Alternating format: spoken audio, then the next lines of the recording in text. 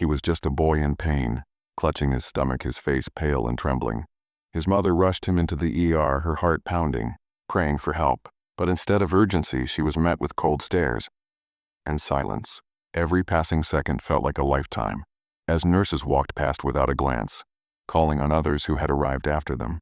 What they didn't know, what they couldn't even imagine, was that the woman they were ignoring wasn't just any mother. She was someone who could change everything with a single phone call. But would she?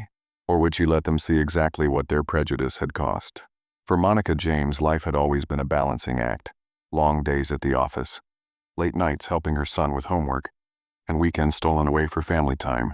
She was the kind of woman who carried herself with quiet strength, the kind that didn't demand attention, but naturally commanded respect. To her neighbors, she was the friendly woman in the crisp blazer and confident stride. To her colleagues, she was the brilliant mind who could steer an entire hospital through a crisis. But to her 12-year-old son, Isaiah, she was simply Mom, the one who made pancakes shaped like dinosaurs and tucked him in with a kiss every night. That morning had been like any other. The sun spilled through the kitchen window as Isaiah picked at his cereal, still half asleep, while Monica scanned her emails over coffee.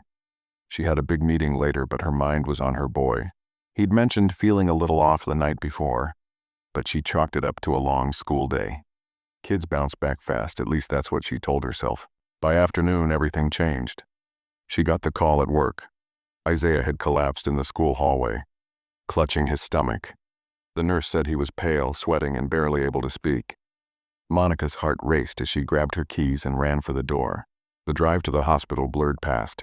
Red lights, honking cars, the sound of her own breath too loud in her ears. When she finally pulled into the ER parking lot, she barely remembered turning off the engine.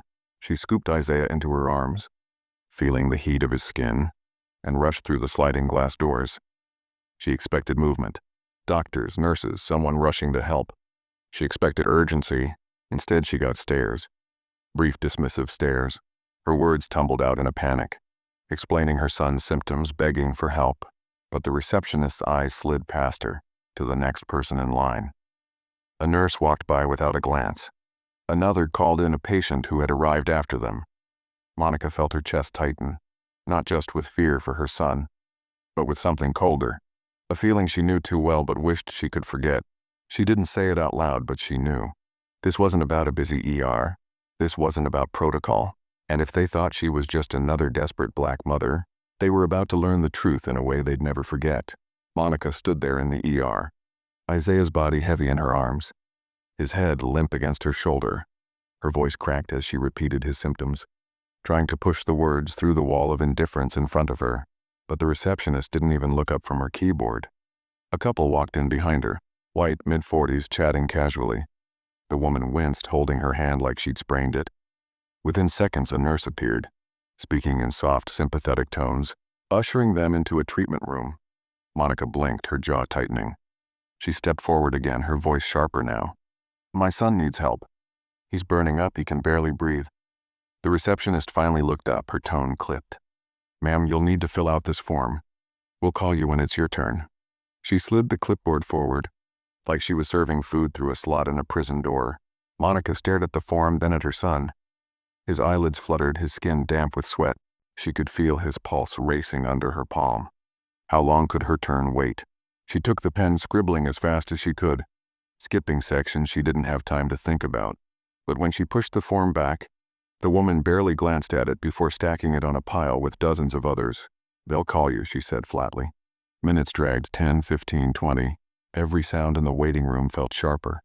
The beeping monitors, the squeak of nurses' shoes, the distant hum of an overhead announcement. But not a single call for Isaiah. People who had arrived after them were being seen first. Some had injuries barely visible. Others walked in without even a limp. Monica's heart pounded. She had spent her entire career in hospitals. She knew triage. She knew the rules. And she knew, beyond any shadow of a doubt, that her son should have been treated immediately. She caught sight of two nurses talking by the desk, their voices just loud enough to carry over. "I don't see why she's making such a fuss. It's probably nothing." "Yeah, but you know how they get." The words sliced through her like glass. Her nothing was Isaiah's pale face and shallow breaths, Her nothing was the boy who had been running around the yard 2 days ago, now slumped like he could barely stay awake. She swallowed hard, forcing herself not to explode. Not yet. Another half-hour passed.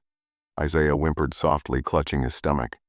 Monica shifted him in her arms, feeling the heat radiating from his body. She finally walked up to the desk again, her voice low but steady. "My son needs a doctor now." The receptionist barely met her gaze. "Ma'am, please take a seat." "You're not the only patient here." Monica's hands trembled, not with fear, but with a rising, furious resolve. She thought about the countless diversity trainings she'd attended, the hospital-wide speeches about equity and compassion. She thought about the policies she had personally signed into effect, the ones meant to prevent exactly this kind of negligence. And she thought about how in this moment, none of it mattered because to them, she was just another black woman in a crowded ER. A nurse finally approached. Relief surged in Monica's chest until she saw the expression on the woman's face. "We'll get to you when we can," she said, her voice slow, deliberate, like she was explaining it to someone who couldn't understand basic instructions. "There's no need to be impatient." Monica opened her mouth to respond, but a sudden sound stopped her. Isaiah's weak gasp. His body tensed in her arms, then went limp again. The world narrowed to his small frame, the shallow rise and fall of his chest. Her voice cut through the room, sharp as a blade. "If a doctor doesn't see my son in the next 2 minutes, I will shut this entire department down." Heads turned. Whispers rippled through the waiting room. The receptionist froze, her fingers hovering above the keyboard. A few seconds later, a man in a white coat appeared, confusion etched on his face.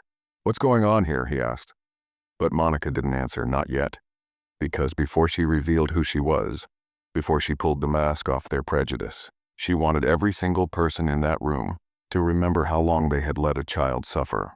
And when the truth came out, it wouldn't just be an explanation. It would be a reckoning. The doctor's eyes moved from Monica to Isaiah, scanning his small, limp body. In an instant, his posture changed. He rushed forward, motioning for a stretcher.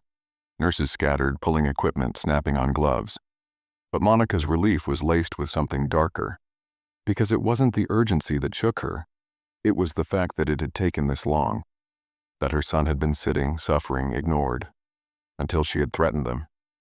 As they wheeled Isaiah toward a treatment room, Monica walked alongside, her heart pounding in rhythm with the squeak of the gurney wheels.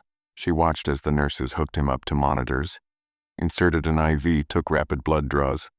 Then, as if remembering something important, one of the nurses glanced up. "Ma'am, could you wait outside? We'll update you shortly." Monica's eyes narrowed. She had been in this position before, but never on this side of the door. She knew the look, the tone, the way staff sometimes handled difficult families. And she knew that if she walked out now, her son's care might still suffer. She stepped forward, her voice steady but electric. "No, I'm staying." The nurse hesitated. "Ma'am." Monica reached into her bag, pulled out her ID card and held it at eye level. The nurse froze. Her eyes flicked over the badge, the embossed hospital seal, the official title in bold letters, Chief Executive Officer. The color drained from the woman's face. Monica didn't raise her voice. She didn't need to. "I know exactly how long my son was left waiting. I know every name on shift, and I know the policies you ignored." Whispers shot through the room like sparks. The receptionist from earlier appeared at the doorway, her expression tight, her hands clasped like she was holding on to her job. The doctor, caught between the urgency of the moment and the tension in the air, finally spoke. "Ma'am, I assure you," but Monica cut him off, her tone like steel. "Save it for the board meeting. Right now you focus on my son." Isaiah stirred slightly, his fingers twitching as the IV dripped. Monica stood by his side, her hand resting gently on his arm. She didn't cry. She didn't let the weight of the moment show. Because this wasn't just about her child anymore. It was about every patient who didn't have the power to force change. Minutes felt like hours. The steady beep of the heart monitor became the only thing grounding her. When the nurse returned with the preliminary results, Monica listened carefully. Appendicitis, dangerously advanced, requiring immediate surgery. Her stomach dropped. Every delay, every wasted second had pushed him closer to the edge. She took a slow breath, letting the gravity of it settle. Then she looked up, her gaze sweeping the room, landing on each face that had seen her son and decided he could wait. "You almost killed him," she said softly. The words landed heavier than any shout could. No one spoke.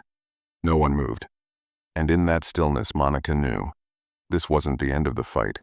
It was just the beginning. Isaiah's surgery lasted just over 2 hours. Monica sat in the small, sterile family waiting room, her hands clasped so tightly her knuckles turned white. The rhythmic ticking of the wall clock was the only sound, each second stretching into eternity. When the surgeon finally emerged, Monica rose to her feet before he could even speak. His expression was calm, almost apologetic. "He's going to be okay," he said. "It was close, but we removed the appendix before it ruptured." Relief hit her like a wave, but it was laced with something bitter. Close. That word echoed in her mind. Close meant they had nearly lost him. Close meant that every moment of delay in that waiting room hadn't just been inconvenient, it had been dangerous. She walked into the recovery room, her heels clicking softly on the polished floor. Isaiah lay in the bed, pale but breathing steadily, a faint trace of color returning to his cheeks. She brushed a hand over his hair, her voice barely above a whisper. "You're safe now." But inside she knew safety was temporary, not because of his medical condition, but because the world outside these walls still carried the same dangers, the same prejudice, that had left him suffering for nearly an hour without care. Over the next few days, word of the incident spread quietly through the hospital. Staff who had ignored her avoided her gaze. Those who had shown indifference now offered forced politeness. Meetings were scheduled.